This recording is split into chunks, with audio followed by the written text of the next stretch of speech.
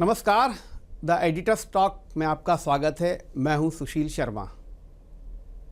मध्य प्रदेश इन दिनों बॉलीवुड में छाया हुआ है। बहुत सारी फिल्म्स, सीरीज़, वेब सीरीज़ यहाँ बन रही हैं, लेकिन बहुत कम लोग ये जानते हैं कि मध्य प्रदेश को सबसे पहले एक्सप्लोर करने वाले मुंबई के डायरेक्टर कौन थे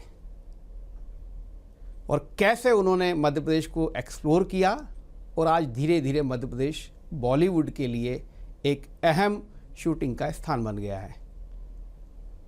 BS टीवी आज उस डायरेक्टर से रूबरू होने जा रही है, अपने दर्शकों को रूबरू कराने जा रही है, जिन्होंने मध्य प्रदेश को इस मुकाम तक पहुंचाया। हालांकि वो खुद इसका श्रेय नहीं लेते हैं, लेकिन हम जैसे लोग जो मीडिया में वो जानते हैं कि उन्होंने कितनी मेहनत की है, या फिर ये कह सकते हैं कि उनको मध्य प्रदेश भा गया। तो सबसे पहले वो खुद आए और बाद में धीरे धीरे बॉलीवुड से डायरेक्टर्स, प्रोड्यूसर्स का आना शुरू हो गया। जी हाँ, हम आज BS टीवी के मंच पर रविंद्र गौतम, जो कि डायरेक्टर भी हैं, प्रोड्यूसर भी हैं और लिरिक्स भी लिखते हैं, पटकथा भी लिखी है, विभिन्न विधाओं में वो पारंगत हैं बॉलीवुड की। रविंद्र जी, आपका बहुत बहुत स्वागत है। नमस्कार, थैंक यू सो मच। आपने इतना ज़्यादा बोला। वैसे जिसे कहते हैं ना कि मध्य प्रदेश को मैंने कुछ नहीं किया, मध्य प्रदेश की मैं कहना चाहूँगा, मध्य प्रदेश की खूबसूरती ने मध्य प्रदेश को आगे बढ़ाया। मध्य प्रदेश के लोगों ने मध्य प्रदेश को आगे बढ़ाया। ये तो मेरे ख्याल से आप भी बात मानेंगे, मध्य प्रदेश में एक बार जो आया है, चाहे मैं हूँ चाहे कोई और हो, हर आदमी ने मध्य प्रदेश की बहुत बड़ाई की है, मध्य प्रदेश की खूबसूरती की और मध्य प्रदेश के लोगों की बहुत बड़ाई की है। नहीं, पर रविंद्र जी, मध्य प्रदेश खूबसूरत बहुत है, लोगों ने बढ़ाई भी बहुत की है, लेकिन इसके आगे कुछ नहीं होता था। वो मुझे लगता है कि आपने उसकी शुरुआत की। आपने सबसे पहले यहाँ पर उन चुनिंदा आप डायरेक्टर्स में हैं जिन्होंने मध्य प्रदेश में शूटिंग का सिलसिला शुरू किया, और आज भी हम इस भोपाल में बैठे हैं तो आप किसी शूटिंग के सिलसिले में ही आए हैं। हाँ, पर मैं ये सब बातों पे चर्चा बाद में करूँगा। पहले तो यह हमारे दर्शकों को आप बताइए कि लखनऊ यूपी का रहने वाला एक छोरा, हाँ जी, जिसका बहुत ज़्यादा वास्ता इस विधा से नहीं रहा, ना परिवार में कोई इस आपके बॉलीवुड में कोई था, आपको ये शौक कैसे लगा? क्या बचपन से ही था? क्या है कहानी इसकी? नहीं, देखिए, शौक तो मुझे बचपन से था जी।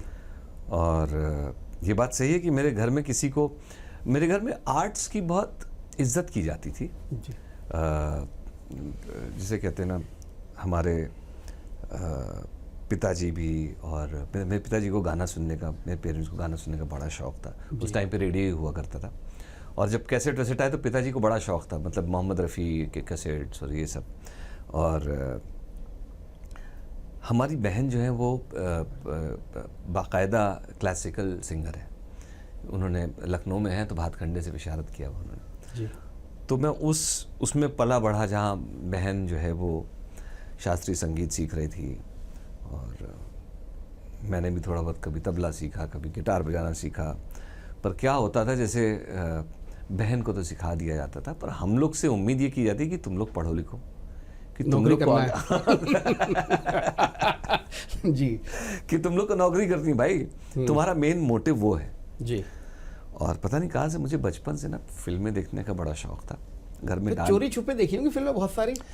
चोरी छुपे तो हाँ, थोड़े बड़े हुए तो चोरी छुपे देखी हैं, और जब छोटे भी थे तो मैं बड़ा बढ़िया किस्सा बता रहा हूँ। मुझे हमेशा से ना जी बच्चन साहब बहुत पसंद थे। क्या बात है, सभी को पसंद है। हाँ, तो मैं मतलब अगर इस इंडस्ट्री में आया हूँ तो उसमें वो बहुत बड़ा श्रेय बच्चन साहब का है।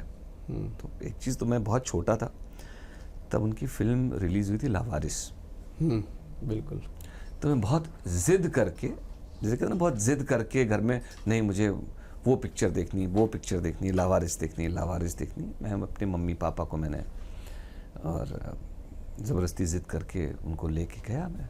हाँ, तो लावारिस फिर कैसे देखी आपने? अरे मैं उसका किस्सा तो मैं आपको बताऊं, बड़ा यार, मतलब मैं बड़ी मुझसे करके लेके गया अपने परिवार को, मम्मी पापा को, बड़े भाई की लावारिस देखनी, लावारिस देखनी। और वो मतलब कैसी फिल्में देखते मैं बताऊँ, वो दिलीप साहब की फिल्म आई तो देखनी है, अमिताभ बच्चन को जिसे कहते हैं ना, वो उस लेवल पे नहीं समझते, कुछ समझते नहीं थे, है ना। सूरज, ये दिलीप साहब की फिल्म है, राजकुमार, राज कपूर साहब की फिल्म है, तो वो बड़ा वैसा वाला उनका वो था। तो अमिताभ बच्चन साहब की फिल्में उनको वैसी नहीं पसंद थी, तो मैंने कहा नहीं, देखनी है पिक्चर देखने के लावारिस। अब लावारिस पिक्चर देख ली, देख के हम लोग थिएटर से पैदल आ रहे थे सब लोग, और जो मेरे पिताजी चालू हुए उसमें वो, आपको याद है वो गाना था, आपका क्या होगा जनाबे अली, जिसमें वो लड़की छोटे कपड़ों में डांस कर रही थी जी। उसके ऊपर मुझे बहुत झाड़ पड़ी। तुमको किसने बोला ये पिक्चर देखने को? कौन था बताओ? कहाँ से देखी तुमने? किसने बताया? तो उस टाइम पे पेरेंट्स, मदर फादर बहुत बड़े स्ट्रिक्ट होते थे ना, मतलब हमारे यहाँ तो बहुत ये था कि मतलब एक तो लखनऊ, सही है, तहजीब का शहर, हाँ, तहजीब का शहर, तमीज़ का शहर, कि किसने बोला, ऐसे कैसे तुमने देख ली? तो खैर वहाँ से मेरा बच्चन साहब से, जिसे कहते हैं कि मोहब्बत मेरी और बढ़ गई, हमेशा से उनके साथ हमेशा से रही। वो उस युवाओं के एंग्री यंग मैन थे हमारी उसमें। मैं तो खैर बाकी बहुत छोटा था, उसके बाद फिर उनकी फिल्में तो काफ़ी देखता ही था, काफ़ी सारी उनकी फिल्में देखता था, पर उस लावारिस देखने में बड़ी डांट पड़ी थी। फिर जैसे जैसे बड़े हो गए, 10th में आ गए, तो हम छुप छुपा के देखते थे फिर उनकी फिल्में। वहाँ से शुरू हुआ सिलसिला। फिर और एक्टिंग का शौक था भाई, बच्चन साहब का मतलब एक्टिंग का शौक, बिल्कुल। तो हमें डायलॉग्स रटे होते थे, वाह, दीवार फिल्म के डायलॉग्स रटे होते थे। आज खुश तो बहुत हो गए तुम। क्या बात है।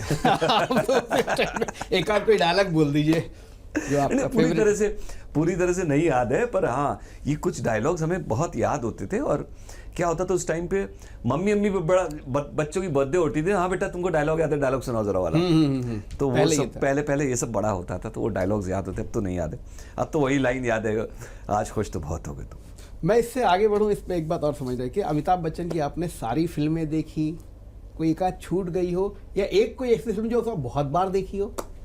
देखिए, दीवार मेरी सबसे ज़्यादा पसंदीदा फिल्म है, वो मैंने बहुत बार देखी, गिनती खत्म हो गई होगी। हाँ, दीवार में तो मतलब बहुत बार देखी मुझे। अब जब घर में ही आप ले आए VCP के लिए, तो फिर तो जब है ना, उसके बाद जब चाहे तब देख लेते थे।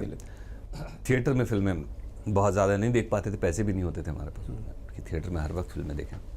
चलिए, ये तो अमिताभ बच्चन का आपका जुनून हो गया। अब चूंकि परिवार में आपका कैरियर तो वही एजुकेशन, उसके बाद एक नौकरी, जी, तो उससे कैसे आप दूर हुए? क्या कहानी थी आपकी फिर बम्बई आने की? नहीं, देखिए क्या हुआ, जैसे जैसे मैं बड़ा हुआ जी, वैसे वैसे ये जुनून बढ़ता गया जी। तो ये हुआ कि एक्टिंग करी जाए, तो उस वक्त पे कुछ था नहीं हमारे पास, तो किसी ने बोला, तो हम रेडियो सुनते थे, टीवी तो शाम को शुरू होता था, बाकी रेडियो था जी। तो आकाशवाणी में अनाउंसर की पोस्ट निकली, मैंने उसमें देखा न्यूज़पेपर में। तो आप ग्रेजुएशन कर चुके थे? कर रहा था मेरे ख्याल से, हाँ, ग्रेजुएशन कर रहा था जी, तब की बात है। वो मैंने देखा और वो गया अनाउंसर के लिए, भरा जाके गया, ऑडिशन दिया। तो बहुत हो गए तुम, डायलॉग दिया और अरे मैं बता तो रहा हूँ, मुझे वहाँ से भगा दिया गया। जाओ थोड़ा सा पहले वॉइस मॉड्यूलेशन सीखा। तो वहाँ पे मैं बड़ा उदास हो गया था। वहाँ पे एक बड़े सीनियर कुछ थे, तो उन्होंने बोला बेटा तुमको शौक है? मैंने कहा जी मुझे बहुत शौक है। तो उन्होंने बोला थिएटर करो। तो उन्होंने कुछ थिएटर ग्रुप्स के नाम दिए, फिर मैंने वहाँ पे चक्कर लगाए, इस तरह से थिएटर की जर्नी शुरू हुई। मतलब पहला जो रास्ता है वो आपका जो आकाशवाणी से असफलता से शुरू हुआ, हाँ, और थिएटर में आपको सही दिशा जो होती है, हाँ, वो दिशा थिएटर ने सही दिशा दी। थिएटर में मैं बड़ा खुशकिस्मत हूँ कि मुझे गुरु भी बहुत अच्छे मिले, और जैसे कहते हैं मेरी भी शिद्दत है, मैं बहुत मेहनत की थिएटर में, और मेहनत इसलिए भी की क्योंकि क्या हुआ ये मैं आज सबको बताना चाहूँगा। मैं बेसिकली एक ये बड़ी इम्पॉर्टेंट सी चीज़ है जो मैंने खुद एक्सपीरियंस की, कि जो मैं चाहूँगा सबको बताना ये बात, और ख़ासकर आज के बच्चों को पढ़ाई का इतना ज़्यादा स्ट्रेस होता है, माँ बाप का भी स्ट्रेस होता है, सबका स्ट्रेस होता है, पढ़ाई का बहुत ज़्यादा। तो मैं आपको बताऊँ, पढ़ाई में मैं बहुत एवरेज था, और जब आप एवरेज होते हो तो कहीं ना कहीं आपके अंदर ना, जैसे कहते हैं कि हीन भावना आ जाती है ना। माँ बाप भी बोलते हैं। तो मैं पढ़ाई में इतना एवरेज था कि मतलब मैथमेटिक्स तो समझ में ही नहीं आती थी। तो जैसे तैसे हमने, जैसे कहते हैं ना, 10th तो पास कर लिया, 65% फर्स्ट डिवीज़न आ गया, लेकिन उसके बाद फिर मेरा मन था कि मैं आर्ट्स या कॉमर्स ले लूँ जी। आर्ट्स ले लूँ, बेसिकली मेरा झुकाव ही आर्ट्स की तरफ था। तो वहाँ पे घर वालों से डांट पड़ गई कि नहीं आर्ट्स होके क्या करना है। तब तो ये होता है ना, आर्ट्स करने वाला क्लर्क बनता है। बिल्कुल। तो ग्रेजुएशन करना है और इंटर करना है तो मैथमेटिक्स लो और साइंस लो या बायोलॉजी लो। तो उस चक्कर में फिर मैंने मैथ्स ली। अच्छा। मैथमेटिक्स इंटरमीडिएट किया तो जो 65 थे 10th में वो 12th में 55% हो गए। ठीक है। फिर ग्रेजुएशन में और कम हो गए। तो वो इतना, जिसे कहते हैं ना कि आप सेल्फ कॉन्शियस हो जाते हो कि आप ना बाकी सब बच्चों के बराबर नहीं हो, और वो फिर आपके पूरे, जिसे कहते हैं ना, व्यक्तित्व में आने लगती है। आपका कॉन्फिडेंस डाउन होने लगता है। तो मेरे साथ भी ऐसे ही था। मेरे साथ के दोस्त थे, वो यूं प्रॉब्लम सॉल्व कर लेते थे, वो आईआईटी की तैयारी करते थे, मुझसे सॉल्व ही नहीं होती थी प्रॉब्लम्स। मुझे ट्रिग्नोमेट्री, अलजेब्रा समझ में ही नहीं आता था। पर आप लगे हुए हो जबरदस्ती की नहीं ग्रेजुएशन करना है क्योंकि साइंस साइड से करना है, कि बीएससी ही करनी है।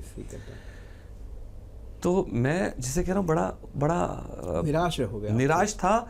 और I was not confident, I was a very very, जिसे कहते हैं ना, शाय पर्सन। कतराता था, फिर लोगों के सामने बात नहीं करता था, मैं ग्रुप डिस्कशंस में नहीं जाता था, मैं लोगों से बात नहीं करता। क्या बोलोगे?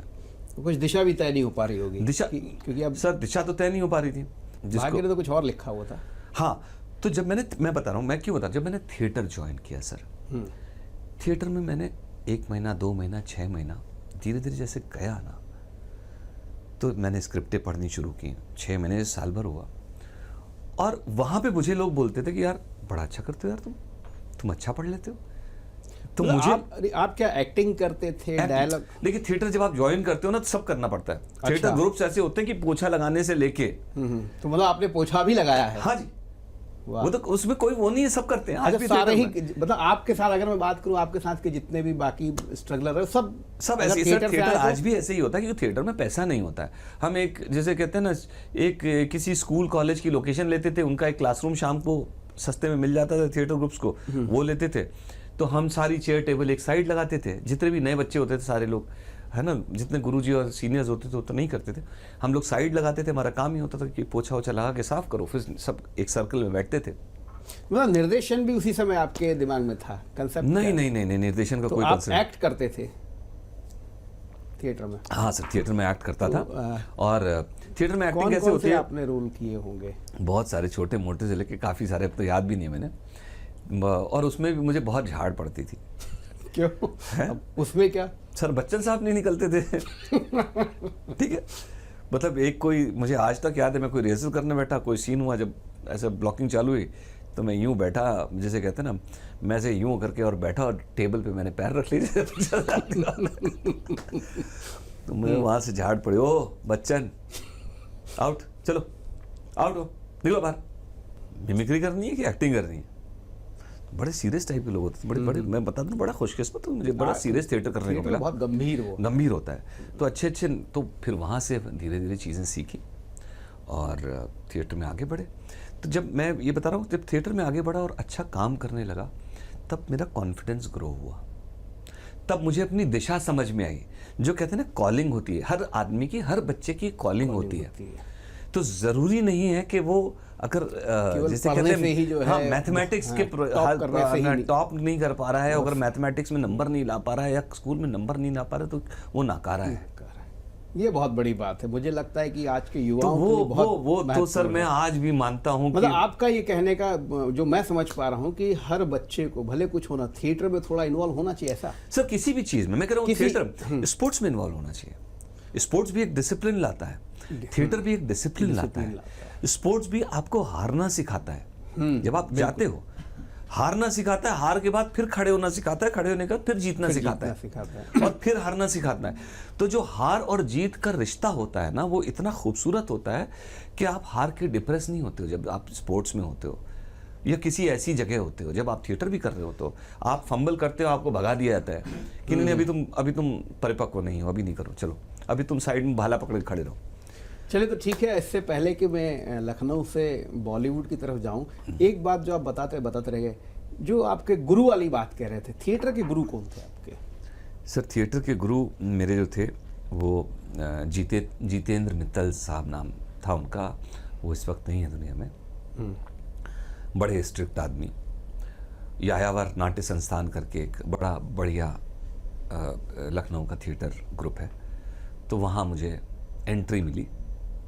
तो वहाँ से धीरे धीरे सीखा। और वो चूँकि बड़े स्ट्रिक्ट थे, बहुत ज़्यादा स्ट्रिक्ट थे, तो मतलब और क्या होता है, हमेशा क्या होता है, जो शिष्य आपको लगता है कुछ कर सकता है उसके साथ आप ज़्यादा स्ट्रिक्ट होते हो, जो मेरा आज तक है।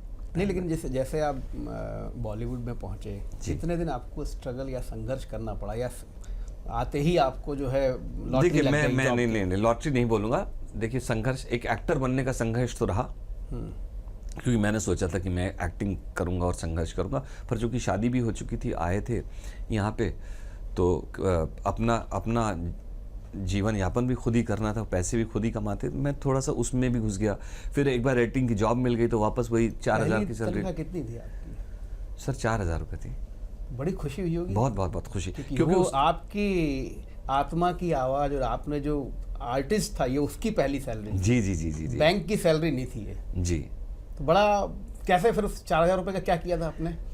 सर देखिए, 4,000 रुपये का किया क्या था, मतलब हम तो यहाँ पे गोरेगांव ईस्ट में रहते थे, तो उस टाइम पे 4,000 रुपये मुझे लगता था मुझे बहुत मिल गए। एडिटर हो गए आप जी। इसके बाद फिर आगे सर एडिटर हो गए, पर मैं उसमें जैसे कहते हैं, मैंने अपना एक्टिंग का स्ट्रगल कंटिन्यू रखा, जारी रखा, पर उसमें कुछ हुआ नहीं। क्योंकि क्या था, मुझे बड़ा, जिस बात में मैं अपने गुरुजी को भी बोलता था कि ये मतलब वहाँ से क्या क्या बोलते थे, तुम अच्छे हो, तुम्हारा एक्टिंग अच्छे कर लेते हो, तुम वहाँ चले जाओगे, हो जाएगा। क्योंकि आप एक्टर भी बनना चाहते थे, काम एडिटिंग का था, कभी कोई आर्थिक तंगी जैसी स्थिति या कि दोस्तों से मांगना, ऐसा कोई आपके, क्योंकि बहुत हम ये सुनते हैं कि जो बड़े बड़े सपने लेके जाते हैं उनको। देखिए, मैं आपको बताऊं, ये अगेन मैंने अपने परिवार से सीखा। हमारी माँ भी जो भी सैलरी मिलती थी, है ना, उसमें से एक अमाउंट आरडी ज़रूर खोल देती थी। अच्छा। तो मुझे जब 4,000 रुपये भी मिलते थे ना, हम और मेरी वाइफ, हमने 100 रुपये की, 200 रुपये की आरडी उस वक्त भी कर देते थे, या मेरे ख्याल से 500 रुपये की करते थे। पर और ऊपर वाले की ये दुआ रही, कभी ऐसी तंगी नहीं आई। क्योंकि मैंने बोला ना, मैंने कंजर्वेटिव अप्रोच में, तो नौकरी यहाँ एडिटिंग कर लो या वहाँ कर लो, जो भी है कर लो, तो वो खाने पीने का ऊपर वाले ने सहारा दिया, वो सपोर्ट किया। पर अक्सर मतलब हुआ, एक आध बार ऐसा हुआ कि मतलब कुछ नहीं था खाने को, मतलब सैलरी आपको जो है 4,000 रुपये खर्चा हो जाते थे, नहीं बचता था कुछ, तो मतलब सैलरी आपको 2 तारीख को आनी है ना, और यहाँ 28 तारीख तक बिल्कुल ठन गोपाल आप हो गए। फिर बालाजी की फिल्म में कैसे एंट्री हुई आपकी? डेस्टिनी। एकता कपूर तो बहुत बड़ा नाम था उस समय। डेस्टिनी, मैं सच बताऊंगा, वहाँ के लिए मैंने मेहनत नहीं की। वहाँ के लिए मुझे यूनिवर्स ने, ऊपर वाले ने मुझे वहाँ पहुँचाया। क्योंकि हम जब एडिटर थे तो मैं म्यूज़िक वीडियोज़ एडिट करता था, फिल्म के प्रोमोज़, बड़ी बड़ी फिल्मों के प्रोमोज़ एडिट करता था, एड फिल्म्स करता था, और टीवी सीरियल्स को उस नज़र से नहीं देखता था कि सास बहू का टीवी सीरियल। हम कुछ ऐसा होता है ना, हम जब थिएटर वेटर करके आए होते हैं तो भले ही मतलब खद्दर का कुर्ता पहन के और झोला लेके हम चले होते हैं कि इंटरनेशनल फिल्म फेस्टिवल देखेंगे, कुछ बढ़िया करेंगे, कुछ अच्छी फिल्में बनाएंगे, ऐसा बड़ा आइडियलिस्टिक सा माइंड सेट होता है लाइफ में। तो वैसे ही माइंड सेट था। और मेरी वाइफ ने मुझे कई बार बोला था, वहाँ क्यों नहीं चले जाते, एकता कपूर के पास चले जाओ ना, तो वो तो बड़े सीरियल बना रही है। ये 2002 की बात है। तो मैं बोलता था नहीं यार, ये करने थोड़ी आया यार। थिएटर वालों को जो है ये हाँ, सीरियल्स की चकाचौंध, मतलब ये बेवजह जो नाटकीय जो बहुत ज़्यादा होता है वो अच्छा लगता नहीं है। हाँ, नहीं लगता। तो हम तो उस वक्त, उससे पहले मैंने 1-2 एपिसोड्स बनाए थे हॉरर के, तो हम लोग बड़े पैशनेटली स्क्रिप्ट लिखते थे, बैठते थे, पैशनेटली बनाते थे, ये डायलॉग अच्छे डायलॉग्स होंगे, ये होगा वो होगा। तो ऐसा सब मिल के सब हमारे सारे थिएटर साथ के यहाँ के जो दोस्त थे सब बनाते थे और करते थे। तो मैंने कहा नहीं ऐसा नहीं, मैं नहीं करना। मैं जहाँ तक मैं गया ही नहीं कभी। तो एक दिन मैं कोई इंटरनेशनल फिल्म फेस्टिवल देख रहा था अपने दोस्त के साथ, तो तब हमने नया फ़ोन ख़रीदा था उस वक्त पे, वो बड़ा मोबाइल फ़ोन नया चला था, तो वो ऑफ़ किया हुआ था। फिल्म फेस्टिवल से पिक्चर देख के बाहर निकला तो वॉइस मेल पड़ा हुआ था कि hi, this is Vandana from Balaji Telefilms, और अगर आपको कसौटी ज़िंदगी की डायरेक्ट करना हो तो हमें कॉल कर लीजिए। ये मैसेज था। ये मैसेज था। तो क्या आप इतने पॉपुलर हो गए थे क्या डायरेक्शन में? अरे कोई नहीं जानता था मुझे, तो फिर सीधा यही मैसेज? हाँ, अब मैं बताऊं, मैं सोच रहा हूँ, अच्छा मैं अपने दोस्त से बात कर रहा हूँ, मैं अपने दोस्त से मैंने कहा यार कौन है वंदना, मैं तो जानता भी नहीं हूँ, मुझे मालूम ही नहीं है। तो उसने कहा देख तेरे पैसे भी खत्म हो रहे हैं, एक चांस मिल रहा है, फ़ोन कर लो। मैंने कहा नहीं यार सीरियल नहीं कर। उसने कहा देख कर ले, वापस एडिटिंग में जाने से अच्छा है कि एक बार जाओ देख लो, एक्सप्लोर कर लो। तो मैंने फिर उनको फ़ोन किया, जो भी वंदना थी उनको फ़ोन किया, तो पता लगा, मैंने 2002 की ये बात है, पता लगा कि जो मैंने 2000 में, सन 2000 में एक छोटा सा एक एपिसोड हॉरर शो मैंने डायरेक्ट किया था, मेरा पहला सब टीवी के लिए। अच्छा। हाँ, वो डायरेक्ट किया था, उसमें वो लड़की ईपी थी। अच्छा, ठीक है, और उसको वो एपिसोड अच्छा लगा था, तो उसने मेरा नंबर अपनी डायरी में लिख रखा था। ओके। और यहाँ 2002 में उसने वहाँ से छोड़ के बालाजी टेलीफिल्म ज्वाइन किया, वो कसौटी की ईपी थी, और उनको डायरेक्टर की ज़रूरत थी, तो उन्होंने रैंडमली एक कॉल कर दिया था, 4 और डायरेक्टर्स को कॉल किया होगा। अच्छा। उसमें एक मैं था। तो रहा ऐसे खुली बालाजी फिल्म जी। तो आपने ये 2002 से कितने एपिसोड बनाए होंगे कसौटी जिंदगी के? मैंने बहुत भाई, 2002 से 3 से जब काम करना शुरू किया मैंने, तो मैंने काफ़ी, मतलब 2008-9 तक मैंने कसौटी बीच बीच में करता रहा हूँ। तो बालाजी टेलीफिल्म में क्या, उनके बहुत सारे सीरियल चलते थे, तो मैंने 2 साल तो शायद लगातार किया।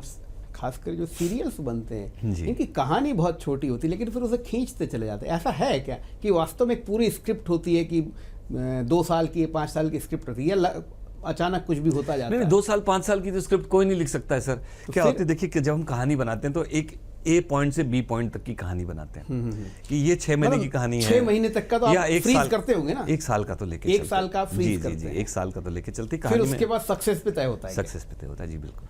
चलिए, खैर मैं आपकी टेलीविजन की यात्रा से फिल्म की यात्रा की तरफ जाऊं उसके पहले एक सवाल जो मेरे मन में है, जी। शायद दर्शक भी बहुत इस बात को समझ, वंशवाद या परिवारवाद बॉलीवुड में तो है, पर क्या इसकी टेलीविजन इंडस्ट्री में भी है, इस सीरियल्स में भी?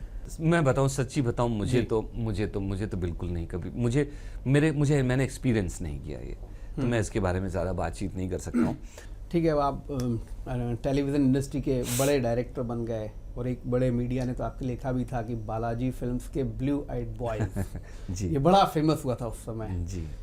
फिर आपको कैसे अचानक, क्योंकि अब हो गई बहुत सीरियल बना लिए 2-2 4-4 साल बाद, 3 घंटे की कोई फिल्म बनाई जाए, ये विचार कब आया कि ये भी दिल्ली से वहाँ लखनऊ से लेके चले? सर देखिए क्या होता है ना, कोई भी आदमी सीरियल बनाने नहीं आता बॉम्बे।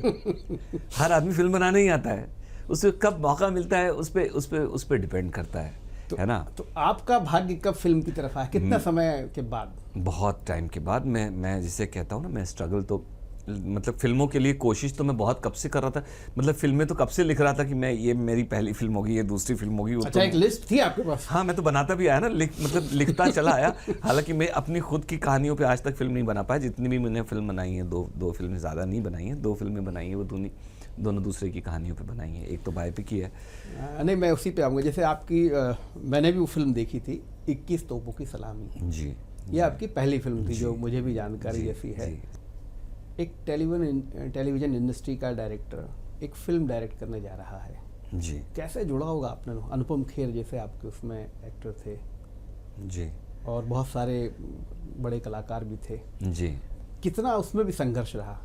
देखिए, थोड़ा बहुत तो रहता है। हालांकि क्या होता है कि अब वो प्रोड्यूसर्स जो थे वो टेलीविज़न बैकग्राउंड के थे, तो जिन्होंने मधवाला हमारा प्रोड्यूस किया था, सौरभ तिवारी और अभिनव शुक्ला साहब, तो वो दोनों लोग प्रोड्यूसर्स थे, दोनों टेलीविज़न बैकग्राउंड से थे। सौरभ मेरे बहुत पुराने मित्र भी थे, उनको मेरा काम अच्छा लगता था, उन्होंने मधुबाला मुझे दिया तो फिर उन्होंने ये फिल्म भी दी मुझे कि ये फिल्म डायरेक्ट करोगे? मैंने कहा ज़रूर करूँगा।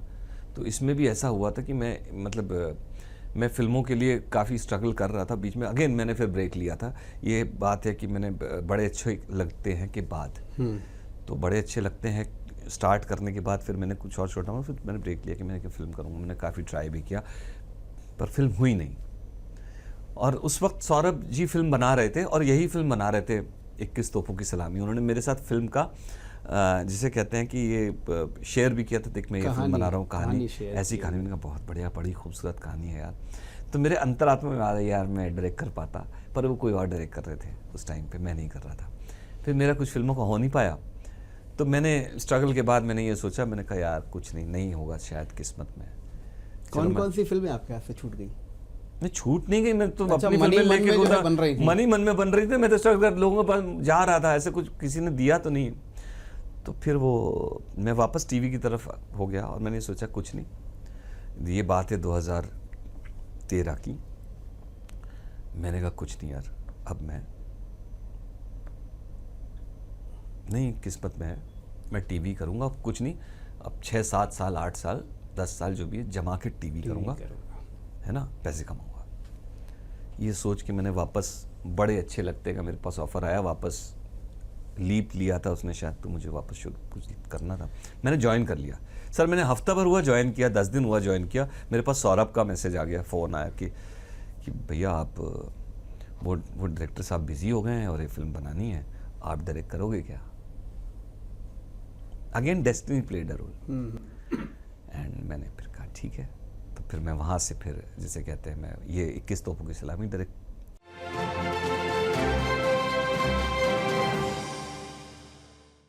आप सीरियल शुरू करते हैं फिर छोड़ देते हैं, क्या कमी रविंद्र गौतम में है?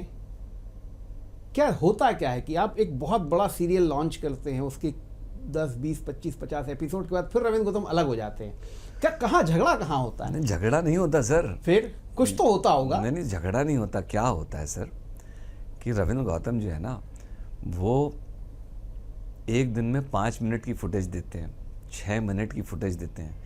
तो जब तक शो सेटअप करना होता है तब तक तो प्रोड्यूसर को लगता है हाँ ठीक है शो सेटअप हो रहा है ना, कैरेक्टर्स बन रहे हैं, 6 मिनट की फुटेज से काम चल जाएगा।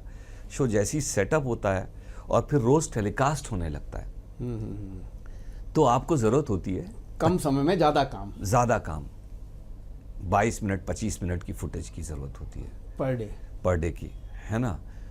तो वो महारत मेरे अंदर नहीं है, मेरे अंदर वो कमी है कि मैं 20-25 मिनट शूट कर नहीं पाता। बहुत सारे डायरेक्टर से कर लेते हैं, मैं नहीं कर पाता हूँ क्योंकि मेरी एक थिएटर वाला बैकग्राउंड है ना। तो मतलब कैरेक्टर्स को मैं रिहर्सल करूँगा, सीन पढ़ूंगा, रिहर्सल करूँगा, एक से करूँगा, ब्लॉकिंग करूँगा, है ना, 4 एंगल से शूट करूँगा।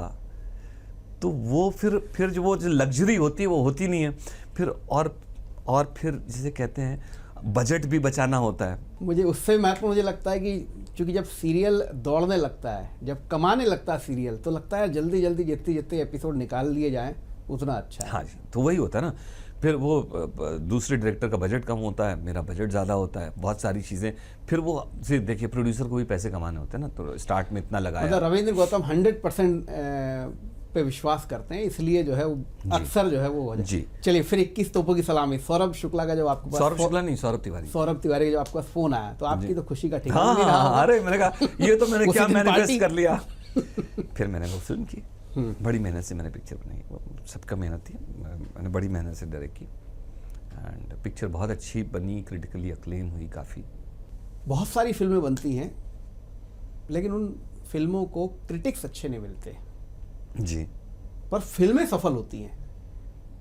रविंद्र गौतम के साथ उल्टा है, फिल्म असफल होती है या पूर्णतः सफल नहीं होती पर क्रिटिक्स बहुत अच्छे मिलते हैं, ये क्या है? सर ये तो मुझे भी नहीं मालूम, ये तो मैं मेकर हूँ तो मैं बना देता हूँ अच्छी फिल्में। अब उसके बाद बनाने के बाद, फिल्म रेडी होने के बाद बहुत सारी और चीज़ें होती हैं, मार्केटिंग होती है, प्रमोशंस होते हैं, और ये तो खैर कोई नहीं बोल सकता कि ऑडियंस को अच्छी लगेगी। ऑडियंस को जिन्होंने भी मेरी फिल्में जो भी देखी, जितनी भी देखी हैं, मेरी दोनों फिल्में देखी, किसी ने फिल्म की बुराई नहीं की। मतलब आपने भी दोनों देखी तो नहीं हुई? हाँ नहीं हुई। अब उसके पीछे बहुत सारे रीज़न होते हैं। अब मैं उसमें भाई जैसे मैं 21 तोपों की सलामी की बात करूं तो एक अमिताभ बच्चन आपके जो मेन जो आपके सपनों के वो हैं, उनकी फिल्म दूरदर्शन टेलीविज़न में जो अलग अलग वो, उनमें सबसे ज़्यादा उनकी एक फिल्म आती है या फिर आपकी फिल्म आती है? हाँ, ये फिल्म स्टार गोल्ड पे बहुत चलती है मेरी। एक ये और एक अमिताभ बच्चन की भी एक फिल्म है सर, सूर्यवंशम। मतलब जी जी जी जी अब जी तो जी, बच्चे को मालूम है कि हाँ अगर तो वही स्थिति। लेकिन सवाल वही है कि सर स्टार गोल्ड पे ये हफ्ते में 4 बार दिखाई जाती थी पिक्चर। तो मैं यही तो बोल रहा हूँ कि ऐसा आपके साथ क्या है? अब ये तो मैं खुद भी इस उधेड़बुन में हूँ कि भैया क्या हो जाता है, क्योंकि बड़ा जिसे कहते हैं बड़ा डिप्रेसिंग होता है सर। क्रिटिक्स अगर बहुत मुश्किल होता है उनसे भी लिखवाना सफलता की कि ये फिल्म अच्छी है, ये वो है। जी जी जी। दूसरा देखिए, आपने जब फिल्म बना ली किस तोपों की सलामी, ठीक है, सफल असफल जो भी रहा, दूसरी फिल्म का चांस आपका क्यों नहीं लगा? सर देखिए, you are as good as your last film, ये मंत्र है हमारे यहाँ का। वो फिल्म अगर हिट हो जाती तो मेरे पास फिल्मों की लाइन होती है। वो फिल्म हिट नहीं हुई, और उसके बाद क्या हुआ, वो फिल्म जिन लोगों ने भी बनाई थी वो भी फिल्मी नहीं थे। अच्छा। मतलब मैंने पहली फिल्म अगर किसी बड़े फिल्मी बैनर की बनाई होती तो शायद वही बैनर मुझे दूसरा देता। वो भी टेलीविज़न के लोग थे, उन्होंने भी अपना पैसा लगाया था। जब फिल्म नहीं चली तो सब परेशान हो जाते हैं ना, सब सैड हो जाते हैं, हिम्मत टूट जाती है। आपकी फिल्म एक बहुत बड़े एक्टर भी थे जिनका, जो शायद पूरी फिल्म के सेंटर में वही थे, अनुपम खेर जी। उनका क्या रिएक्शन था फिल्म बनने के बाद, देखने के बाद? क्या रविंद्र गौतम को कुछ शाबाशी मिली थी? बहुत शाबाशी मिली थी जी। जी सर, मिली थी ना, बहुत मिली थी। मैं बता रहा हूँ, जब फिल्म बनने के दौरान, मतलब he is a very good actor, बहुत अच्छे इंसान है, बहुत जिसे कहते हैं कि एक्सपीरियंस्ड हैं। शायद पहली फिल्म जब बन रही थी तो अगेन थोड़ा सा ना हमारी इंडस्ट्री में स्टिग्मा है, टीवी का डायरेक्टर। सो तो अनुपम खेर तैयार भी नहीं होंगे फिर तो आपके साथ फिल्म करने के लिए? नहीं हो गए। आप ही ने मनाया था कि आपके प्रोड्यूसर्स ने बात की थी? नहीं, देखिए राजी तो हो गए थे, मतलब हमारी बात हुई थी और राजी भी हो गए। जिस तरह से मैंने किया होगा उन्होंने कर ली थी फिल्म, पर वो कहीं ना कहीं बार आपने स्टोरी सुनाई होगी, सहमत हो गए थे? जी जी जी जी, वो सहमत हो गए थे। कहानी उनको बहुत अच्छी लगी, बिकॉज उसमें आप देखेंगे तो फादर इज द हीरो। मैंने वो फिल्म देखी, मुझे वो फिल्म बहुत अच्छी लगी थी। जी, तो फादर इज द हीरो, तो फिल्म में उनका किरदार भी बहुत अच्छा था। फिर जैसे जैसे धीरे धीरे क्या होता है, अब वो इतने एक्सपीरियंस कलाकार हैं, मैं बिल्कुल नया हूँ उनके सामने, तो धीरे धीरे एक बॉन्डिंग बनी है ना, कभी डिफरेंसेस भी आए। पर शायद जिसे कहते हैं ना, फिल्म बनने के बाद जब फिल्म उन्होंने देखी फिल्म, तब उन्होंने मुझे बोला कि रविंद्र तुमने फिल्म बहुत बढ़िया बना लिया। क्या बात है, इतने बड़े एक्टर का ये कॉम्प्लीमेंट भी बहुत मायने रखता है। जी जी जी। अच्छा, एक चीज़ जो ये भी बताते हैं कि जो बड़े एक्टर होते हैं वो डायरेक्टर को भी डायरेक्ट करते हैं, आपके साथ भी ये अनुभव था क्या उस फिल्म में? हर डायरेक्टर अलग होता है, डायरेक्टर को डायरेक्ट नहीं करते हैं, ऐसा नहीं होता है सर। देखिए मैंने जो सुन रखा कि बॉलीवुड सर, मैं आपको बताऊं, नहीं सर, मैं आपको बताऊं क्या होता है कि जो एक्टर भी तो एक्सपीरियंस होता है ना, काम किया होता है ना, 8 साल 10 साल उनका भी इस विधा में एक्सपीरियंस होता है। आप उस एक्सपीरियंस को किस तरह से लेते हैं वो आपके ऊपर डिपेंड करता है ना। सजेशन देना उनका काम होता है। आप उस सजेशन को अगर अन्यथा लेंगे तो आप बोलेंगे वो एक्टर डायरेक्ट कर रहा था। तो सुझाव रहता है, मानना ना सुझाव मानना रहता है, और वो डायरेक्ट तब करने लगता है जब उसको लगता है कि यार डायरेक्टर वीक है। ओके, है ना। तब क्या होता है, डायरेक्टर वीक है, अगर नया है तो डायरेक्टर का कुछ नहीं जाएगा, वो एक्टर की फिल्म है, स्टार है तो करते होंगे, जरूर करते होंगे। पर मेरा ये नहीं, मैंने तो जितनी बार एक्टर्स के साथ, चाहे वो बड़े स्टार्स भी हों, जो भी हैं, जिनके साथ भी मैंने काम किया है, अगर मैंने उनके क्वेश्चंस को अच्छे से आंसर कर दिया, सेटिस्फाई कर दिया, तो अग्री कर जाते हैं। ओके। और नहीं तो अगर उनका सुझाव मुझे अच्छा लगता तो मैं सुझाव भी ले लेता हूँ। वाह सर, उसमें ईगो नहीं होना चाहिए, प्रोडक्ट अच्छा होना चाहिए। चलिए, तो आपकी पहली फिल्म हो गई, फिर दूसरी फिल्म का लंबे समय तक इंतजार, हाँ। और फिर अब जो फिल्म आती है वो एक अलग ही ट्रैक की हो जाती है, वो एक बायोपिक जैसी हो जाती है। वो भी एक देश के सबसे बड़े प्रदेश के मुख्यमंत्री, या कहें आपके होम स्टेट के जो है मुख्यमंत्री पर आपने फिल्म बना ली। ये कैसे, कहाँ से ये एकदम से लाइन हो गई? पता नहीं सर, मैं बता रहा हूँ, मैं पहली फिल्म के बाद फिर मैं टेलीविज़न में ही घुस गया। तो मैंने प्रोडक्शन हाउस थोड़ा सा चलाया कि किसी तरह से फिल्में नहीं मिल रही थी, फिर ये सब होता रहा। फिर मुझे महारानी सीज़न 2 का एक ऑफ़र मिल गया था, तो मैंने वेब सीरीज़ कर ली थी। तो वो वेब सीरीज़ भी सीज़न 2 जो मैंने किया था वो बहुत बहुत पॉपुलर हुआ था। बहुत तो आपने मध्य प्रदेश में काफ़ी उसकी हाँ, मध्य प्रदेश में काफ़ी शूटिंग की थी। मतलब आपकी पहली फिल्म जो क्रिटिक्स की नज़र में सफल थी, वैसे बिजनेस नहीं कर पाई, जो कि बॉक्स ऑफिस भी एक बड़ा वो रहता है, तो आपका फिर वो एक पुराना दौर शुरू हो गया था, स्ट्रगल वाला। हाँ जी। वो कितने समय चला? ना, काफ़ी समय चला। वो काफ़ी समय चला। आपको लगा नहीं कि अब बोरिया बिस्तर उठाने का समय आ गया, वापस जाने नहीं सर, देखिए बोरिया बिस्तर उठाने वाला समय नहीं आया, मैं ऊपर वाले ने वो समय नहीं दिखाया। आप जो चाहते हैं वो नहीं हो पाता, वो नहीं हो पा रहा है ना। अदरवाइज मैं एज अ प्रोड्यूसर मैं शो प्रोड्यूस कर रहा था, मैं as a director TV direct कर रहा था, तो मुझे ये होता था कि मैं फिल्म की भी स्ट्रगल करता था, जब लगता था पैसे कम हो रहे तो एक सीरियल डायरेक्ट कर देता था। महारानी तो बहुत फेमस जी जी जी, सुभाष कपूर जी का है शायद, जी हाँ, बड़ा फेमस उनकी वो सीरीज है जी। तो ये महारानी 2 आपको कैसे मिली? सुभाष कपूर के साथ आप पहले से काम कर चुके थे? नहीं, सुभाष कपूर जी के साथ मैं काम करना चाहता था हमेशा से। उसमें हमारे एक दोस्त हैं मेरे, नरेंद्र कुमार करके, जो प्रोड्यूसर हैं महारानी के, तो हम लोग वो साथ में हम लोग काम करना चाह रहे थे, वो नहीं हो पा रहा था। कई बार सीज़न 1 में भी वो उन्होंने मुझे बोला था करने को, पर उस वक्त मैं बिज़ी था, मैं नहीं कर पाया था। और फिर सीज़न 2 के टाइम क्या हुआ मैं आपको बताता हूँ, बड़ा इंटरेस्टिंग किस्सा है ये, अगेन बड़ा इंटरेस्टिंग किस्सा है। कोविड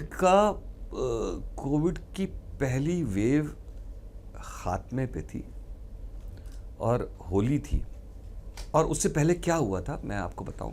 मेरे साथ जो थोड़ा सा मैंने सीरियल करते करते मैंने खुद एक फिल्म प्रोड्यूस करने की सोची। बड़ा अच्छा सब्जेक्ट था, तो मैंने कहा मैं ही पैसे लगाता हूँ। मतलब ना क्रिएटिव दिमाग के पास थोड़े से पैसे आते हैं तो उनको लगता है कि चलो, तो वो भी मैं एमपी में शूट करने वाला था, होशंगाबाद में।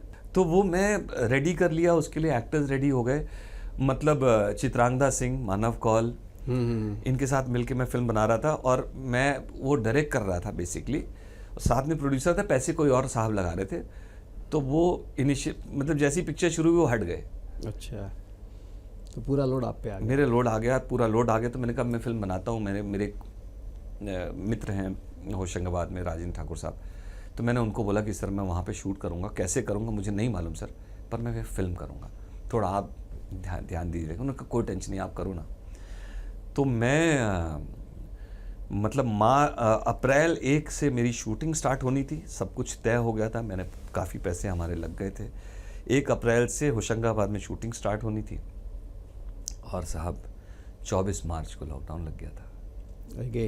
अगेन फिर जो है भाग्य आपके, फिर भाग्य जो है ऐसे हुआ, और उसमें तो खैर जिसे कहते हैं ना, खैर मेरे पैसे लगे थे, तो बड़ा जिसे कहते हैं ना, बहुत डिप्रेसिंग और बहुत डिसअपॉइंटिंग था। खैर लॉकडाउन शुरू हो गया, कुछ कर भी नहीं पाए। वो लॉकडाउन ख़त्म होते होते जो है, फिर वही लॉकडाउन ख़त्म हुआ, फिर पैसों की ज़रूरत पड़ी, फिर एक सीरियल कर लिया। ठीक है, फिर मैंने सोचा ये फिल्म वापस शुरू करूं, तो फिर ये वो नहीं, अभी वैक्सीन आएगी तब शुरू करेंगे। एक्टर्स ने बोला नहीं ऐसे नहीं शुरू करते। ये करते करते आपको मालूम है वैक्सीन आने में ऑलमोस्ट 1 साल लग गया था। वैक्सीन आने में 1 साल लग गया था। तो इस बीच में मैंने 2 शोज स्टार्टअप कर दिए, ऐसा कर दिया, ये सब कर दिया, छोटा मोटा ये करता गया। फिर मैं एक दिन होली का दिन था, और मैं एक कैफ़े में बैठा हुआ था, कॉफ़ी पी रहा था। सुभाष जी का फ़ोन आता है मेरे पास कि क्या कर रहे हो। मैंने एक्चुअली मैसेज किया उनको, हैप्पी होली। अच्छा, हाँ, तो उन्होंने हैप्पी होली, क्या कर रहे हो। मैंने कहा सर कैफ़े में बैठा हूँ। क्यों, होली नहीं खेल रहे? मैंने कहा सर मैं खेलता नहीं, लखनऊ में खेलता था, यहाँ नहीं खेलता। अच्छा, मैं भी नहीं खेल रहा हूँ यार। मैंने कहा आप कहाँ हो? ऑफिस में हूँ। कहने का ऑफिस आ सकता है? मैंने कहा हाँ जी आ जाता हूँ। तो मैं वहाँ से उठ के ऑफिस चला गया उनके होली वाले दिन, और फिर उन्होंने मुझे एक कहानी सुनाई पिक्चर की। बोला बताओ कैसी है। मैंने सुनी, मैंने कहा अच्छी है, डायरेक्ट करोगे? मैंने कहा जी कर लूँगा। तो बोले ठीक है डायरेक्ट करो। तो तब तक मैं सोच रहा था कि मुझे डायरेक्ट करने को बोल रहे हैं, तो छोटी फिल्म होगी कोई। तो उन्होंने कहा अच्छा ठीक है, मैं एक काम करता हूँ, फिर मैं प्रोड्यूस कर रहा हूँ। कहने लगे मैं प्रोड्यूस कर रहा हूँ वाशु भगनानी जी के साथ। मैंने कहा जी ठीक है, और तो मैं वाशु जी से और अक्षय से बात कर लेता हूँ। मैंने कहा अक्षय कुमार? बोले हाँ अक्षय। तो मैंने कहा अच्छा जी ठीक है, बिल्कुल आप बात कर लीजिए। तो बात वहाँ पे होगी। मैंने जो है वो मेरे फिंगर्स क्रॉस करके ऊपर वाले को, भैया देख एक आपकी फिल्म बंद हुई और कहाँ आप सोच रहे थे क्या, और क्या कितने बड़े एक्टर्स और कितने बड़े डायरेक्टर और प्रोड्यूसर सब थे, तो इतना बड़ा चांस आपने, मैं ऊपर वाले बड़ा शुक्रिया अदा किया ऊपर वाले का कि आपने मुझे इतना बड़ा चांस दिया। और फिर एक दिन उनका फ़ोन आया कि एक जूम कॉल है, कोविड का टाइम चल रहा था, सब जूम पे ही होता था, तो उन्होंने कहा जूम कॉल है, जूम पे अक्षय और वाशु जी रहेंगे, तो आपको इंट्रोड्यूस कराता हूँ, आपसे कुछ बात करेंगे। तो मैंने कहा जी ठीक है। तो उनके साथ जूम कॉल हुआ, तो वाशु जी बोले अरे रवि तू? मैंने कहा जी सर। तो सुभाष जी बोले आप जानते हो? तो बोले अरे इसने मुझे कितनी फिल्मों के प्रोमो काटे हैं। तो मैंने बताया नहीं था क्या होता है, मैंने सुभाष जी को होता ना कि आप बोलते अरे वाशु जी को तो मैं जानता हूँ, है ना, इसको तो मैं जानता हूँ, तो मैंने नहीं बताया। मैंने कहा भाई अरसा हो गया, कोई नहीं पहचाने तो अपनी किरकिरी हो जाएगी। तो फिर तो उन्होंने बोला कि अरे तू डायरेक्शन में आ गया। मैंने कहा हाँ सर मैं डायरेक्शन में आ गया। बहुत बढ़िया बहुत बढ़िया बहुत बढ़िया। तब तक अक्षय सर के साथ बातचीत शुरू हुई। उन्होंने कहा सर कुछ बोलो, ज़रा बोलो। तो मैंने कुछ बोला। तो क्या होता है जब आप जूम में बोलते हैं तो आपकी स्क्रीन बड़ी हो जाती है, पूरी स्क्रीन पे आप आ जाते हो। तो कह रहे आपको देखा हुआ है, आपसे मिला हुआ हूँ मैं। मैंने कहा जी सर। अक्षय कुमार? हाँ। मैंने कहा जी सर मिले हुए हैं, मैं बड़े अच्छे लगते कर रहा था। उस वक्त आप की फिल्म थी एक once upon a time in Mumbai दोबारा, तो उसके प्रमोशन के लिए आप आए थे हमारे सीरियल में इंटीग्रेशन के लिए, तो मैंने आपको 2 दिन के लिए डायरेक्ट किया था। हाँ अच्छा यस याद आ गया। तो खैर बहुत अच्छा। उन्होंने कहा हाँ ओके। तो सब सेट हो गया सर, मैं बड़ा खुश, पिक्चर मिल गई। क्या रोमांटिक फिल्म थी कि कुछ एक्शन मूवी की? नहीं एक्शन मूवी नहीं थी, जैसे आपका सोशल ड्रामा था, जैसे सुभाष जी का नाम वगैरह नहीं हो पाया था उसमें क्लियर? नहीं नाम नहीं हो पाया था। तो फिर वो फिल्म जो है वो अचानक हमारा मतलब जैसे कहते हैं ना, अक्षय सर ने 15 अगस्त की डेट दे दी कि 15 अगस्त से शूटिंग है। हम लोग सब बहुत अच्छे हो गए कि हम जुलाई में ही चले जाएंगे। फिर सर वो कोविड की सेकेंड वेव आ गई। कोविड भी आपके पीछे लगा था। और अगर याद हो कोविड की सेकेंड वेव में ब्रिटेन ने सबसे पहले अपनी फ्लाइट बंद कर दी थी सर, वहाँ पे पिक्चर ख़त्म हो गई। फिर मैं वापस टेलीविज़न, हाँ फिर वापस वही टीवी और प्रोडक्शन की टीवी प्रोड्यूस कर लेते हैं, फिर किसी के साथ मिलकर टीवी प्रोड्यूस किया। और फिर उस दौरान जब नहीं हुआ तो सुभाष जी भी बड़े जिसे कहते हैं बेचारे डिसअपॉइंट हो गए थे यार कैसे क्या। तो उन्होंने एक दिन बुलाया कि आ जाओ ऑफिस में। मैं समझ गया था कि अब ये फिल्म, बोले यार ये फिल्म नहीं होगी। ठीक है कोई बात नहीं। तो मैंने उस दिन घर से निकला, मैंने वाइफ से बोला, मैंने कहा फार्म हाउस चलते हैं यार। तो फिर हम अपने फार्म हाउस चले गए थे, वहाँ बैठे हुए थे। फिर सुभाष जी ने एक दिन फ़ोन किया, महारानी करोगे? तो मुझे लगा चलो कर लेते हैं, बिल्कुल। तो वहाँ से फिर महारानी की जर्नी शुरू हुई एंड महारानी अगेन बहुत अच्छा गया। एंड उसने मुझे फिर अगेन एक टीवी से उठा के एक जिसे कहते हैं ना वेब सीरीज़ के लेवल पे लाके खड़ा कर दिया मेरे नाम को। तो वो एक टीवी का जो एक आपका तमगा होता है, स्टिग्मा होता है, वो थोड़ा सा दूर हुआ। अब पॉलिटिकल ड्रामा था, हाँ पॉलिटिकल ड्रामा, ठीक है पूरा। उसके बाद से सबको लगने लगा, मतलब जो वेब और फिल्म वाले लोग थे उनको लगा कि भाई इसकी पॉलिटिक्स की पकड़ अच्छी है। सो इस करके मुझे दूसरी फिल्म जो आप बोल रहे हो योगी जी वाली, वो फिर ऑफर हुई। ये फिर मेरा एक सवाल है कि आपने महारानी 2 की, फिर महारानी 3 नहीं की आपने, क्या है रविंद्र गौतम के साथ फिर? नहीं सर, महारानी 3 की बात नहीं है। देखिए क्या होता है इसमें, बड़ा महारानी 2 सुभाष जी शो रनर है सीरीज़ के, है ना। तो हर शो रनर का अपना एक पैटर्न होता है, जैसे वो हर सीरीज़ में एक नया डायरेक्टर लेते हैं ताकि कुछ नया फ्लेवर आए, कुछ नया आए। तो ये उनका प्रेरोगेटिव होता है। तो फिर उन्होंने दूसरा डायरेक्टर लिया, मैं दूसरे कामों में भी बिजी हो गया था, मैं भी दूसरे कामों में बिजी हो गया था, क्योंकि मुझे भी लगा महारानी करने में पूरा 1 साल निकल गया था। मेरा प्रोडक्शन हाउस बंद हो गया था, मैंने सारा काम बंद कर दिया था प्रोडक्शन हाउस का, तो वो सब वापस खड़ा करना हुआ। तो मैं भी उन सब चीज़ों में बिजी हो गया था। फिर फिल्में की कुछ फिल्में, फिर वही हुआ, होता रहा, फिल्में स्टार्ट हुई मेरी। तो फिर योगी आदित्यनाथ कैसे आए? वो अगेन सर, मतलब मैं बताऊँ, हमारे दोस्त हैं सूरज सिंह करके प्रोड्यूसर हैं, हमारे साथ प्रोडक्शन करते थे, बालाजी में थे, नाउ बड़े प्रोड्यूसर हैं इस टाइम पे। तो उन्होंने एक दिन फ़ोन किया, फिर उन्होंने बुलाया, फिर वो एक फ़िल्म किसी के साथ मिलकर प्रोड्यूस कर रहे थे ये फिल्म, तो उन्होंने बोला कि ये है, ऐसा ऐसा है, आप अगर करना चाहोगे तुम बहुत अच्छा करोगे कि तुमने महारानी किया हुआ है। तो शायद फिर उस हिसाब से फिर मैंने, और मुझे जब स्क्रिप्ट पढ़ी तो मुझे बहुत अच्छी लगी, और मुझे वैसे भी योगी जी का जो है वो व्यक्तित्व बहुत अच्छा लगा, मतलब उनकी जो जर्नी है, मतलब मुझे उनकी जर्नी बहुत अच्छी लगी। बिल्कुल। पर आपका जब ये फिल्म बना रहे थे योगी आदित्यनाथ पे, तो काफ़ी रिसर्च भी हुआ होगा उसमें। जी जी। टीम जी, बहुत, क्योंकि जी, एक ऐसे नेता पे बनाना। जी जी जी।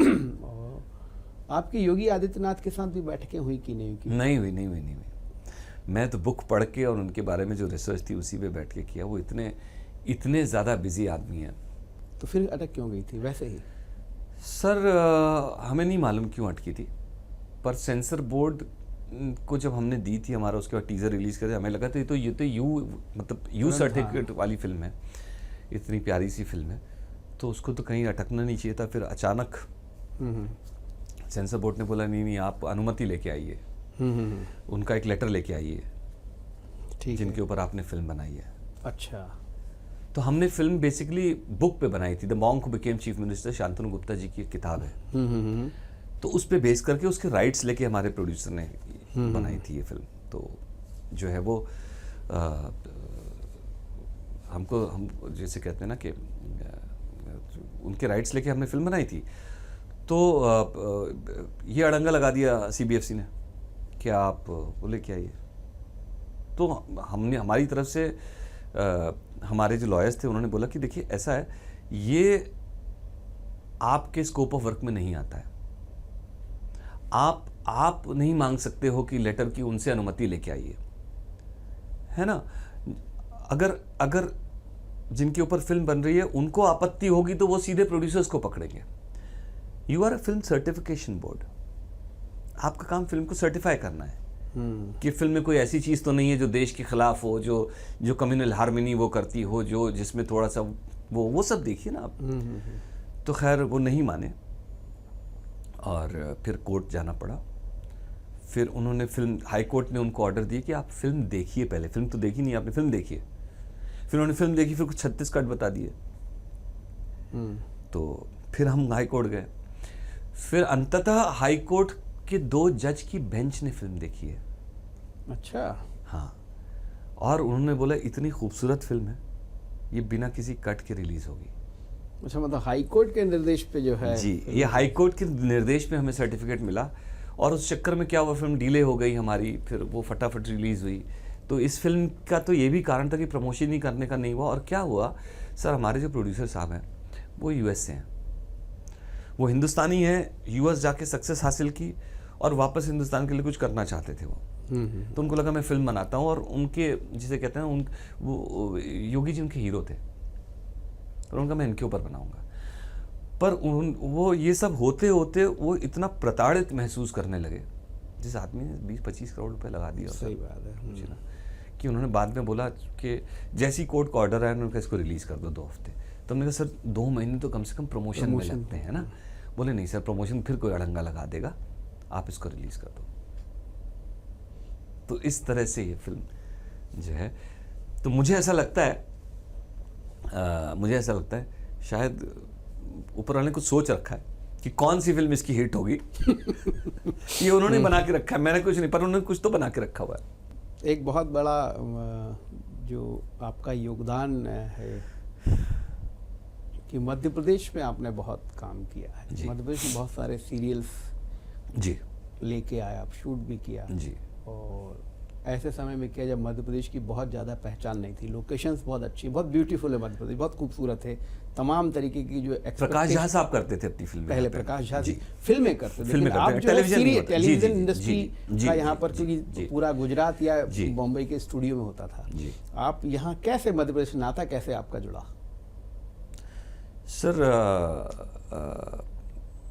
मेरे एक दोस्त हैं राजन ठाकुर साहब, जो एक सम्मान समारोह करते हैं, माधव ज्योति अलंकरण जी समारोह करके।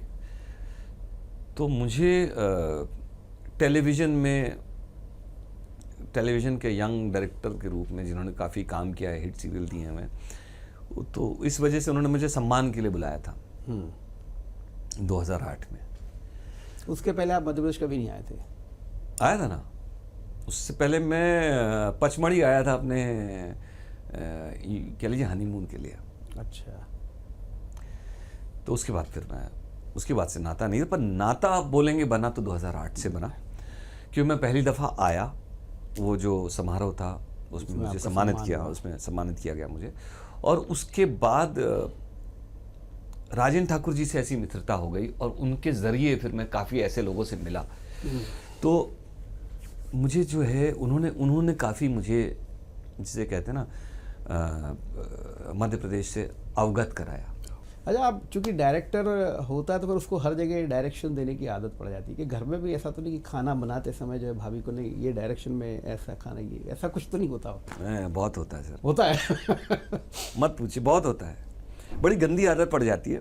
क्या होता है जब आप डायरेक्टर होते हो ना, तो आपको बोला था कैप्टन ऑफ द शिप, आपको ना कोई बोलता नहीं है ना, ये ऐसे नहीं ऐसे होगा, तुम ऐसे बैठो, तुम ये करो, तुम वो करो, yes sir yes sir yes sir yes sir. तो जो यस सर की इतनी आदत पड़ती है ना, घर में बहुत भारी पड़ जाती है। घर में थोड़ी यस सर होता है हमेशा, तो अपने आप को याद दिलाना पड़ता है कि घर के डायरेक्टर नहीं हो आप। हाँ, घर का डायरेक्टर बिल्कुल नहीं है। घर में मैं घर का होम मिनिस्टर ही होता है जो होता है। सर घर में मैं सिर्फ एक, जिसे कहते हैं ना, एक कलाकार हूँ। डायरेक्टर, घर का डायरेक्टर कोई और ही है, आप सिर्फ कलाकार हो घर में भी। अब रविंद्र गौतम का इतना बड़ा करियर हो गया है, लंबे समय से हैं, तो क्या आपके बच्चे जो है बालक, क्या वो भी इस इंडस्ट्री में आएंगे कि कुछ और उनके लिए सोच रखा है? नहीं, वो इस इंडस्ट्री में है, मुझे असिस्ट करता है। अच्छा। अभी जो मैं इस वक्त जो प्रोजेक्ट कर रहा हूँ उसमें वो प्रोडक्शन संभाल रहा है। अच्छा। सीरीज़ का, वेब सीरीज़ का। और उससे पहले वो मोटर स्पोर्ट्स में थे। वो तो जिसे कहते हैं ना, गो कार्टिंग के नेशनल चैंपियन रह चुका है वो, मोटर स्पोर्ट्स में था। फार्मूला 4 का चैंपियन रह चुका है वो, नेशनल चैंपियन है। पर फिर वो क्या होता है, बड़े महंगे स्पोर्ट्स हैं, तो हमको वहाँ से उन्होंने विदा ली। और फिर उनका भी फिल्म की तरफ रुझान, चूँकि फैमिली में है, म्यूज़िक की तरफ उसका रुझान बहुत था, फिल्म की तरफ बहुत रुझान था, तो उसको भी डायरेक्टर बनना है। हालांकि मैं चाहता हूँ एक्टर बने। आजकल ऑन कैमरे वालों का, पिताजी की भी इच्छा पहले एक्टर बनने की थी। हाँ, करेक्ट। आज भी है। आपको तो नहीं, आपको तो अमिताभ बच्चन का जुनून था। हाँ, बालक को किसका जुनून है? नहीं, उसको नहीं एक्टिंग का जुनून है। मैं तो बोलता हूँ एक्टिंग कर ले, बोलता नहीं करूँगा। आज भी वो आपने बोला ना, आपके अंदर एक्टर बनने का ख्वाब था नहीं, ख्वाब अभी भी है। कोई सही फिल्म नहीं मिल रही होगी आपको, कोई रोल नहीं मिल रहा। नहीं, वहाँ कोई रोल नहीं मिल रहा, ये कोई रोल नहीं मिल रहा। तो ये थे रविंद्र गौतम। बहुत सारी बातें की, उनके जीवन के संघर्ष की, उनकी सफलताओं की, उनकी विफलताओं की भी, और बॉलीवुड इंडस्ट्री और टेलीविज़न इंडस्ट्री कैसे काम कर रहा है, और सबसे बड़ी और अहम बात की मध्य प्रदेश से कैसे एक यूपी के छोरे का या बॉलीवुड के डायरेक्टर का संबंध हुआ, विस्तार से बात की। आज के लिए बस इतना ही। अगली बार फिर मिलेंगे किसी नए मेहमान के साथ। तब तक के लिए